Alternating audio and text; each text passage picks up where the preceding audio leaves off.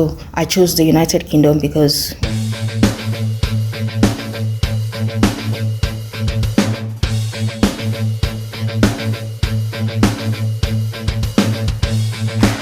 I graduated with a distinction, top students in my department, and I graduated as one of the top students in my department.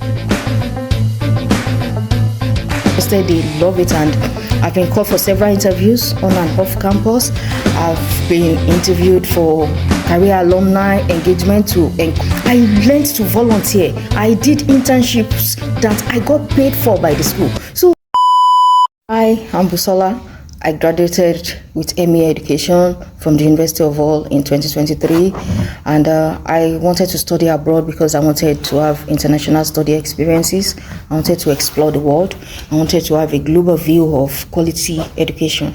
I'm quite passionate about delivering qualitative education, so I wanted to learn more about education beyond the confines of my country and the African continent. So I chose the United Kingdom because it's English spoken, and it would be easier for me to relate to my studies and engage with others at the UK. Well, the lowest points for me generally were people not making one feel so good about being here, especially as an international student. So sometimes it might be out there on the streets, it might be people who have very little knowledge, it might be the drunks, it might, they might make you just not feel too good that you're here. And sometimes when it now happens within the university environment, I feel, it shouldn't be here. So when people do not expect me to be of my best and they just put boxes of limitations around us, those are my low points, like tutors expecting that you can't get beyond a merit grade, or just assuming that all African students have the same capacity, have the same ideology, or they have all come to JAPA and they don't have something to offer to the international community. Those are my low points, but we're able to weather those storms and prove that we have come to make a difference and be international in every sense of it. My highest points, I had very good points, and to me, they are memorable events, like getting my first distinctions and having my distinctions, then my master's dissertation, because I didn't expect to actually do a full research. But on the master's program, completing a full research was the core criteria, and it was a 60-module course, unlike the other courses which were 30 modules. So I had to give it all of my best. And I went for an empirical research, qualitative research. So I had to conduct interviews, and it came out well. And I had a distinction on it. And eventually I graduated with a distinction. I graduated as one of the top students in my department and eventually in my faculty. So those were high points for me. Then eventually when we were graduating, I was nominated by the faculty to be the class valedictorian, to be the class orator, and it was amazing because we had a lot of students. Even my class alone were about 500, and we had different departments, different classes in the faculty, and I was nominated, and it was a beautiful one for me. And during the graduation events, my speech, I think a lot of people really admired my speech, and even people in authority from the university, outside of the university, they kept reaching out to me that the speech, in fact, they tagged it as the presidential speech, and it made me feel very good. I didn't see it as I was doing something big or something special, but they saw it as special and different. And even students from here, they are surprised. They're like, how could you do that? We don't even know how to do that. We would not want to stand before such huge multitudes. They relate very well. They have so much confidence. They do a lot of presentations, but these are usually within their colleagues, amongst their peers in their classes. But to stand before that great multitude and deliver a speech without, they were like, were you shaking? Did you feel bad? Did you think you were going to faint? I was like, no, it was normal. I was just okay. So it was a big deal for me. Then having people from my authorities within the university reaching out to me, celebrating the speech, and celebrating my engagement on campus. I was tagged the whole graduates. So, and it made me feel really good. And my colleagues as well at the library, they watched it. They were hauled. They were like, "Is this you?" you should be a press secretary. And it made me feel good because those were not new skills. Those were skills I had always had in me. Those were things I had always done naturally, but I did not have the platform to explore them, and I did not have the stage to show forth what I carried and what I could deliver. So having that opportunity has brought up several other opportunities. People love it, they are interested, they love it, and I've been called for several interviews on and off campus. I've been interviewed for career alumni engagement to encourage international students to involve themselves with activities on campus, to be engaged with different support services on campus. I've been asked to encourage others. I've been asked to be an inspiration to others. So in my little way, I've been able to make a difference. And every time I get to make a difference, people come to look for me that I don't know about. They come to ask of me by name. They are able to identify me. You know, we have dissertation modules, dissertation videos to teach students how to do their dissertation. And when they come, especially international students and African students, particularly Nigerians, I feel great to be able to inspire them and show them that they can make a positive difference even in their study abroad endeavors. Oh, my relationship with my supervisor was straightforward. It was very, very businesslike. We only met a couple of times, I think once physically and once online, but we kept the channel of communication open. We always had a direct engagement with one another via email. So when I had my drafts, I always had my drafts on time. I like to plan way ahead of time. So when I had my drafts, I would send them to him via email and make a note that, okay, this is the draft for my chapter 1, this is the draft for chapter 2. Would you please have some time to look through it? And he will always respond back that, oh, I've seen your draft, give me some time, I will look into it and get back to you. And being a very smart and astute tutor, he would always take time to look through it on time and send it back to me immediately with corrections, and he always corrected line by line. He was that detailed, but I really like that about him, and I really wished he had taught me earlier on during the program, because I could tell he was a great teacher. He was not just a lecturer, he was a very good teacher. He was very thorough, and because I was ready to listen and learn, I was disciplined and dedicated to my work, and I had time. I started way ahead of time, so he was able to show me, guide me, teach me some things, give me some nuggets, and help me to get my work done without us meeting physically or overbearing one another with workload. So, and I always referred back to whatever I said, made my corrections, sent it back to him, and it was a really nice one. And till now, we have very good relationship. He writes my references for me. He's always happy to write my references for me. He writes references on academic work for me. He writes on employment, and he would even send it to me. Do you like that? Do you think? And when I read his references, I'm like, oh, I did something right, and it's been great. So we have a beautiful relationship, and he's one of those model tutors for me. What life lessons that I've learned during my engagement? I've learned a lot of life lessons. One, I've learned that we are all different. We are absolutely different. We are all people. People are people everywhere, but we are all different. And being different means we have different perspectives, we have different ideologies, and these are majorly due to our different experiences and our different knowledge. You know, so we are allowed to be different, but in the same way, as different as we are, I've also learned that we share similarities, lots of similarities.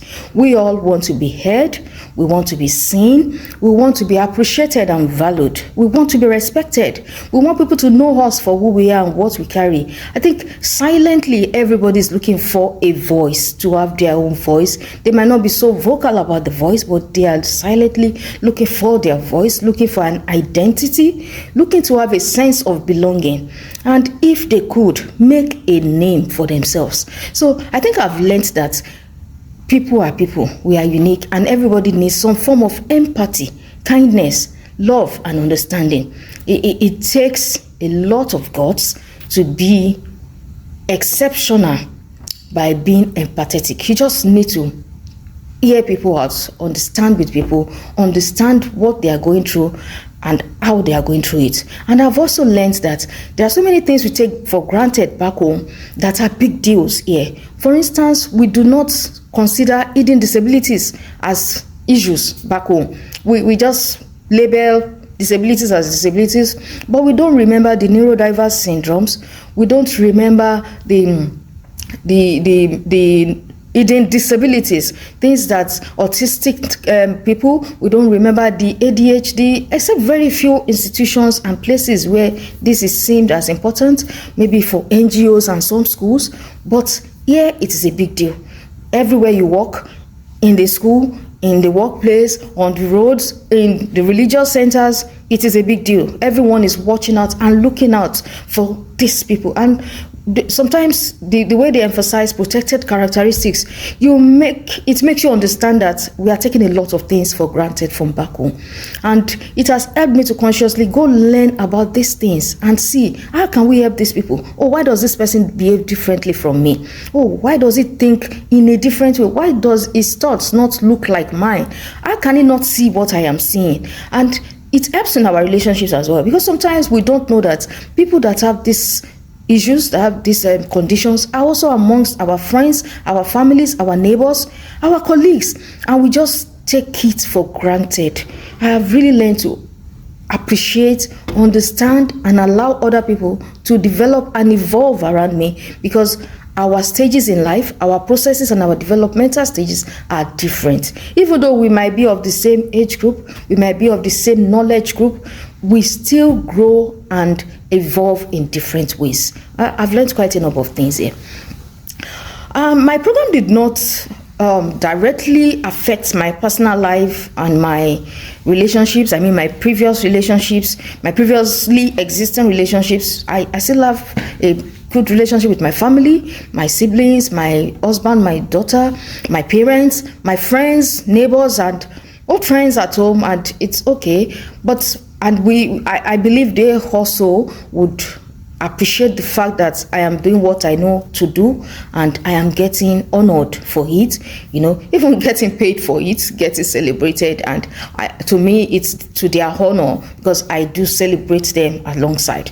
And on the other side, I've also been able to develop other meaningful relationships outside of my social-cultural community. Now I have friends who are British. I have friends from outside of UK. I have cognitive friends. I have friends from all over the world. I'm more global as a citizen. So I've learned to build other relationships beyond my previous ones. I was not sponsored on my program, but the fact is, we all, whether sponsored or not, you get to mingle, you get to live life. You have to pay your fees.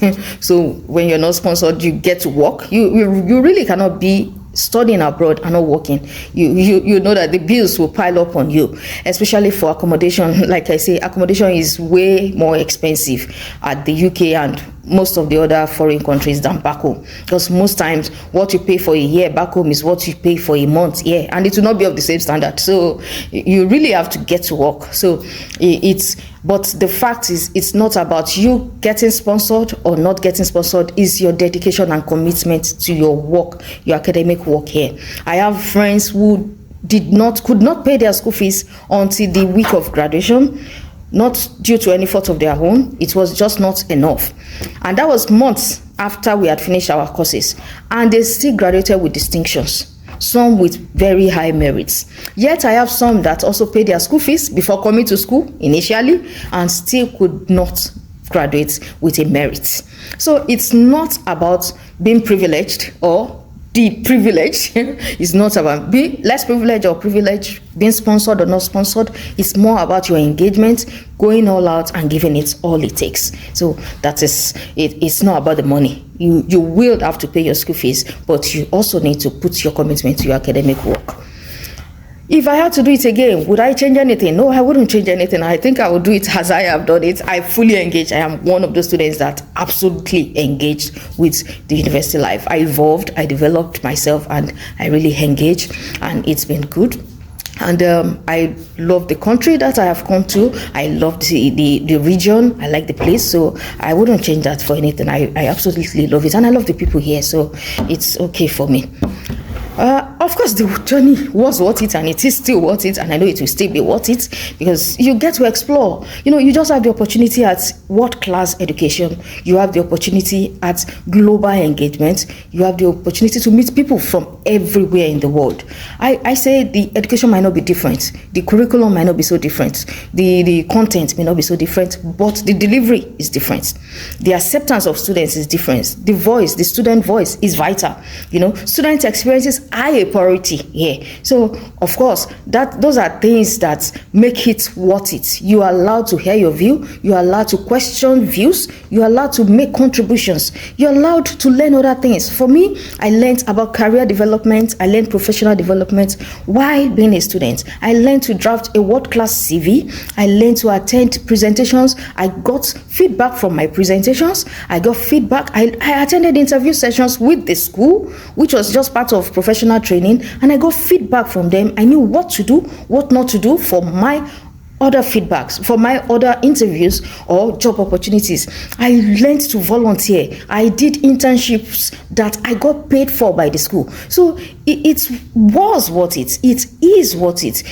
I say I am a proud product of the human, digital, and physical resources at the university. So every student can engage and can explore the opportunities there. So I want to believe it is absolutely worth it. And whether you study abroad or you study back home, education is never a waste. Knowledge is never lost. Knowledge is a connection of knowledge, so it's never lost. You never know where and when it will be useful. So everything, education and academics, is always worth it. And travel abroad tops the icing. Advice for those who would want to embark on the journey: please go for it. The earlier you go for it, the better it is for you. Just go for it. Just give it all it takes. Just attempt. Just keep moving. By all means, keep moving. Like they say, if you cannot fly, you run. If you cannot run, you walk. If you cannot walk, keep moving. Crawl. Just by all means, keep moving. It's always an addition for you. Getting higher degrees is always an addition. Going back to school is always a plus. And of course, studying abroad has all of its challenges, but it has viable prospects on every side. You don't remain the same, especially if you give it all it takes. And I would say engage. Whether you're studying back home or you're studying abroad, engage with facilities available at the university. If you're good with sports, go do sports. If not, do societies, do politics, do something else, assist your lecturers, get into research, just do something that will be addition for you. Right, it could be good for your career and professional development, because after academics, you got to look for a job. Whether it's going to be in academia or it's going to be even outside of academics, you need to develop your career and professional skills. You need to develop teamwork skills, because you cannot work in isolation. You need to assess and nest knowledge. You need to develop yourself. So wherever you are, find opportunities to blossom by developing yourself, by preparing yourself for the future, and grooming younger generation. I believe strongly in nurturing future leaders. Let's nurture the younger generation. Let's show them how it is done. Now, I have colleagues who are very young. I have colleagues who are very old. You just find people from every walks, ages, and places in life in the same class. You can make a difference by making a difference. Give it all it takes. Stand out. Stand for excellence. Be disciplined. Be diligent. Be dedicated to your work. Be determined to give it all it takes. Not all dreams come true. That we know. But what would you say about your dream? Would you say you have given it all it took? Would you say you gave it all of your best? Would you say, looking back, I did all I could? At least then you will know that, well, I gave my best. And like I always tell people, we need to work with one another. Your peers on the horizontal level, people like you, learn from them, share ideas from them. People lower than you, learn from them. And people higher than you, of course, we have a lot of things to learn from them. We need to network knowledge, network insights, network relevant information, and network what experiences you have built over time. I think that is one major challenge with back home. People don't remember to give back to where they have come from. Let us give back to the society by nurturing future leaders. Let us give back, especially in the field of education. We need to give back and show them how it is done and empower other people to do it even better than us. I believe the world is the stage of everyone who dares to go for it. I believe we might not have it all. We are not supposed to have it all. I believe there will always be negatives. It's okay, but there will also be positives. Let us keep going for the positives, keep delivering our best, keep striving to make positive differences, and keep making meaningful impacts for the good of all. Thank you very much. I really appreciate this opportunity. Good day and best regards. It's been an honor once again. This is Busola. Thank you very much. Bye.